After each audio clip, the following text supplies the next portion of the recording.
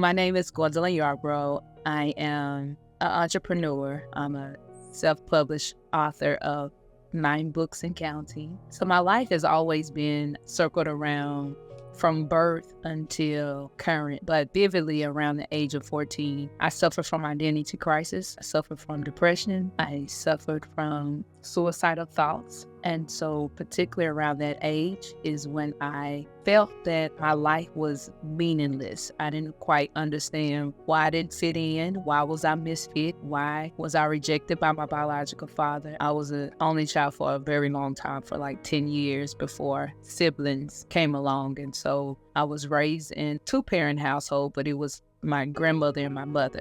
I come to learn of my father when I was 6 years old. Him entering in and being foreign to me is what really started the questioning of who am I? Who is this person that's never been here before? And who is this that keeps coming in and out that's supposed to be my father? I'm supposed to be a part of him, he a part of me, but there is no connection other than blood. And so that's what started a whole lot of my identity crisis, along with being the only child and not fitting in with the community peers, not having the backup and support when it came time for disagreements. I had no backing up. And so if I didn't know how to fight, I lost. And that tampered with my self-worth and my self-identity, because now like, I'm just trying to be a nice kid, get along with everybody. But now I've come to learn about a man that's supposed to be my father, but never actually engaged with me on a father-daughter level.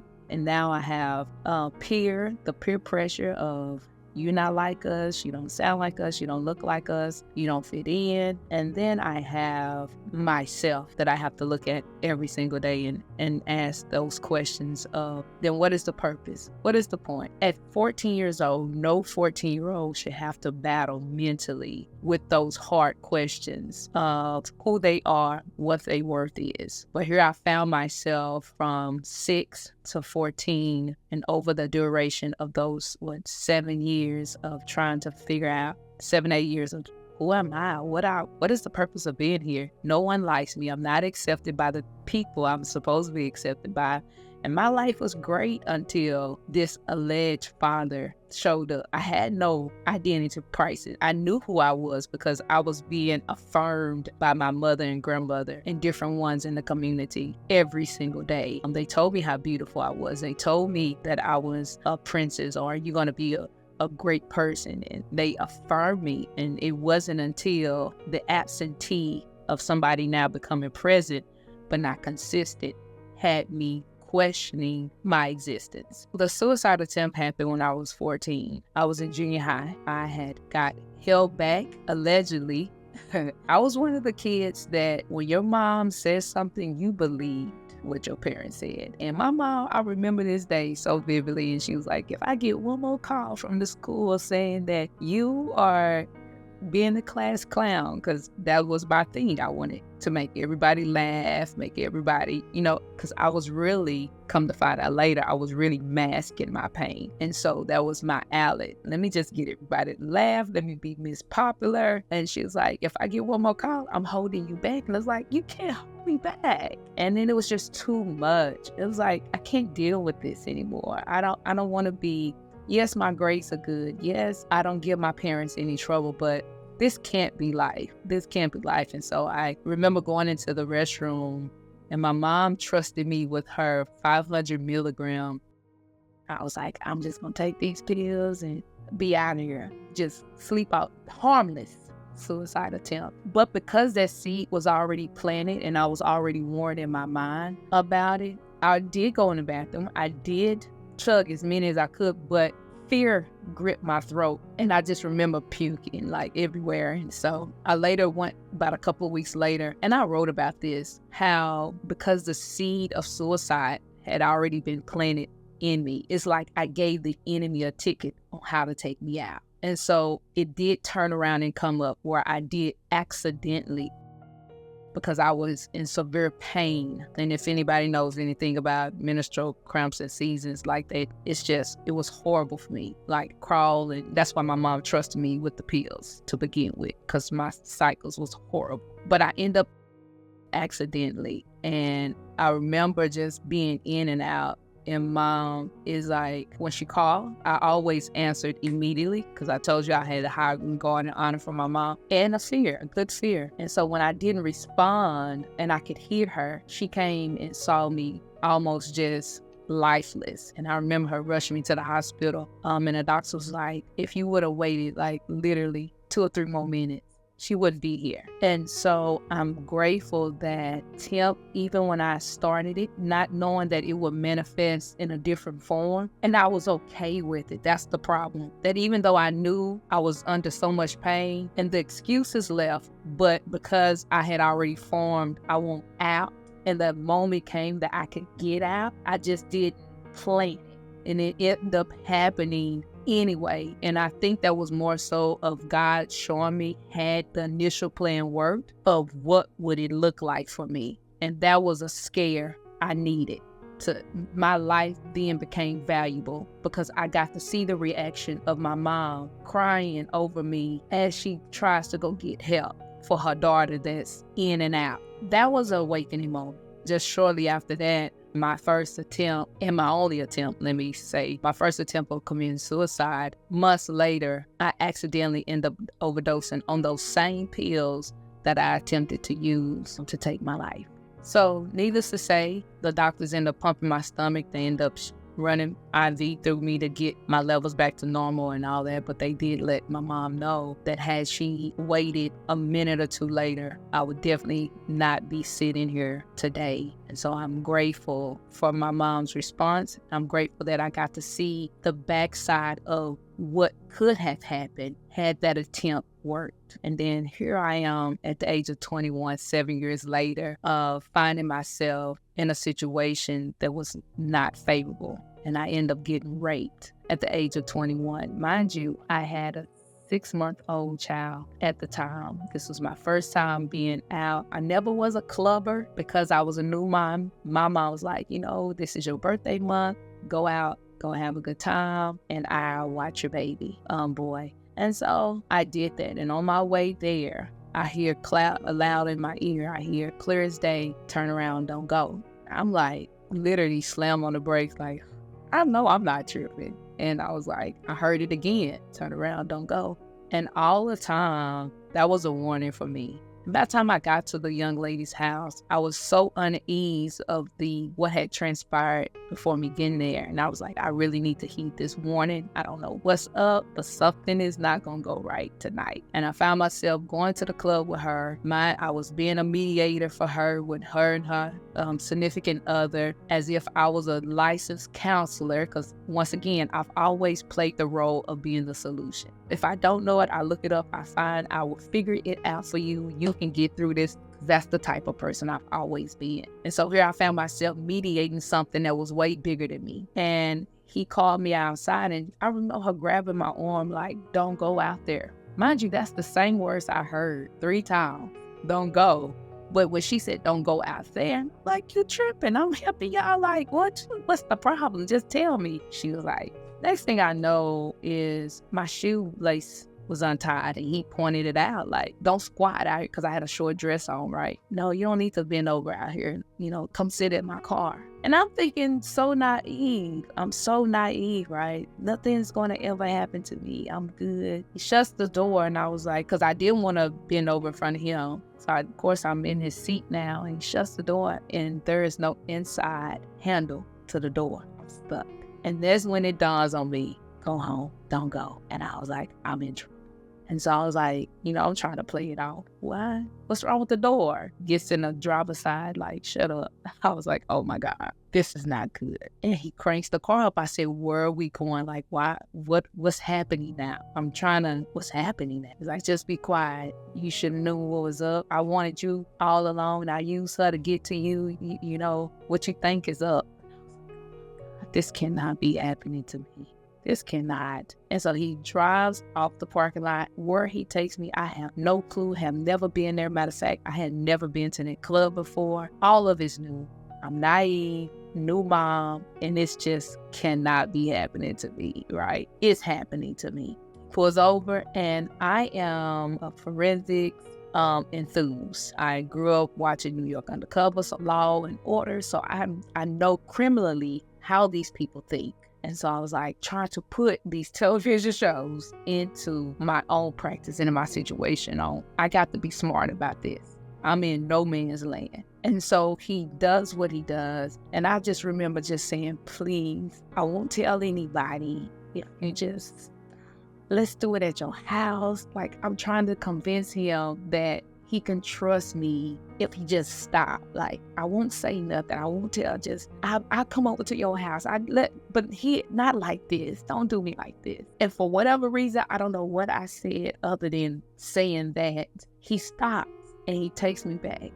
For the life of me, only thing I can say is the grace and the mercies of God, because this is not typical for a rapist to just heed to the victim's voice of just stop. Like, I ain't gonna do nothing. You know what I'm saying? And so he takes me back. And the minute I get out of his car, I collapse to the ground. And I remember my cousin running out, like, what's wrong? What happened? And I just said, take me to the hospital. And there they administered the kid and found out the damage that I had incurred was as if, like, how can I explain it? A level of trauma as if an object was used and not a human force.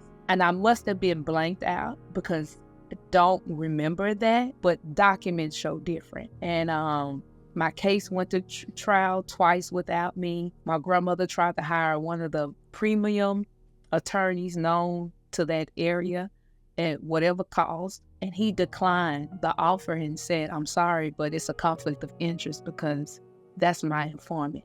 But 2 weeks later, I get a letter in the mail saying from the state of Texas that that's who now is representing me in my rape case. And so, what a slap in the face. And so I left it alone. My family, I come from a faith-based foundation, and prayer is everything to us. And so we just kept praying for the vindication of God in this, because we knew that I wouldn't get results through the justice system.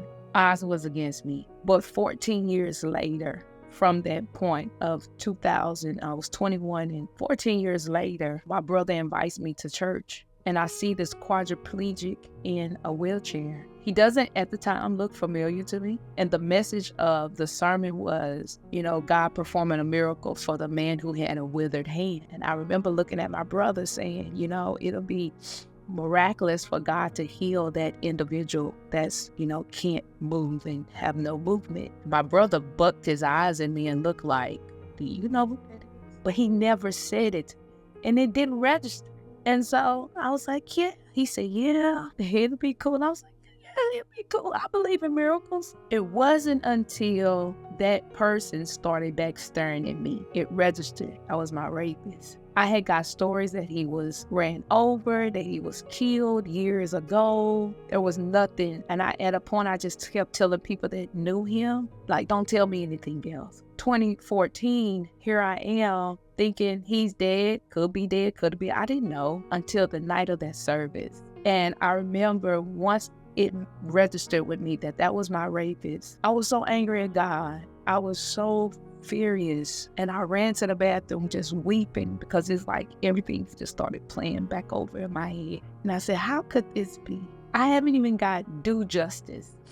And here I am in church, feel like I'm being violated all over again. At the end of the service, he leaves out and I follow him. And he has a young lady with him, and he stops his wheelchair. He says, you've been staring at me all service. What is it? Who are you? What do you want? And I said, none of that is important. I forgive you. Every chain that had held me at any point in my life, when I spoke those words to him, I then gained my freedom back. And he said, what do I need? What do you mean you forgive me? I said, it's not even important no more. And I turned around and I went back in. And the liberation of that night ended with me walking in my house, lights completely off, taking a shower, not thinking that somebody would enter into my home to violate me. Like, I never tied none of those things to the incident of me being until that night, that it all made sense of why I had to forgive my. So shortly after, incident in 2000, I was married at the time, but my husband was away to serve on tour in South Korea. And so here I was trying to deal with recovering with a basically newborn, and now being and having to tell my then husband, this is what happened. But once he got home, it seemed like everything down spiraled for us. And so there was a lot of people in his ear that had influence of, she really didn't give. We know him. Started building friction between us. I found myself becoming, and I know this is not normal for most domestic violent relationships, but I became the aggressor because I'm having to defend myself, protect myself again. And how dare you try to tell me that what these other people are saying is true and I'm supposed to be your wife? And so I became very aggressive. Like he couldn't say nothing and I would get angry. But this one particular time, and it was just one time, that because I'm one of those people, you tell, just teach me the lesson one time. I may have to experience it, but if I experience it one time and I learned the lesson, I promise you I learned the lesson. And I remember a cheating incident had came up between us, and I blew it up, because I'm still damaged. I still don't understand, and I'm angry. I don't have your support. And now you want to cheat? Like, seriously, who does this? And so I remember us coming home one night. It was a bottle of Coke, and I just threw it all over the car, and it burst everywhere. Nudging him in his head. Why'd you do this? Who are you? What? And he was like, I'm about to go because this is not good for the both of us. I'm like, no, you're not leaving. Now you want to leave? And I just blew up like a volcano ready to erupt. And I was like, well, I'll call the police and I'll help you move. And the police got there and he was like, you magnifying something that, ma'am, I don't think you want to go to jail tonight. I said, yes, we both going to jail. Somebody in the jail was like, ma'am, this is not the life you were called to live. Like, you shouldn't be in here. But it took me going to that point of being violent, expressing the deep-rooted hurt that I couldn't articulate with my words, to only get to a place for a stranger to tell me, this is not where you belong. So now I'm 42 years old, was a mama, 3 now, 2, and I have been working with grief instead of grief working over me. And so my business as a holistic therapist, I'm able to provide more insight that grief is more than just the death of a person, but grief of overcoming and dealing with traumatic things that happen in your life. And so I'm a spokeswoman for people who don't have a voice, to help them speak out of, what's really what's happening, what's going on. So I'm enjoying the journey post-pandemic. I rebuilded my practice, but nevertheless, people are starting to come. I'm in a place of just being more open and receptive to life, and things happen. Some things we can control, some things we can't, and that's okay. What is not okay is allowing those things that happen to have a greater impact on me than it should. And so I'm speaking about more of freeing yourself, becoming a whole person. I just released a book this past August called Come Alive. So that's my 9th book as a self-published author. And it's just a self-deliverance manual of how to identify certain things in your life that has caused you to become dead, lifeless in. And it's just an instruction manual that when you do the work, you come alive in those places, so they don't have to stay dead. I would say to the people that's looking for hope and inspiration that it's more inward than outward. I would say just take everything that you've ever endured, experienced, whether good, bad, and indifferent, and just dig deep and pull on that to say, I survived that moment. I'm going to survive this moment, because that's where really your strength is. It's just being able to just take a peek back and look over your shoulder, all the things that you incurred in your life from birth until now, to say, I overcame it and I'm going to overcome this. And so you may search in many, many, many different places and in many, many, many different people, but it's inward that you really gain the strength and the endurance and the tenacity to move another day forward, knowing that it's just a moment. It's just a moment. You'll get through it. Just dig within and say, I overcame before. This has just come to strengthen me some more. And it's well. It's well.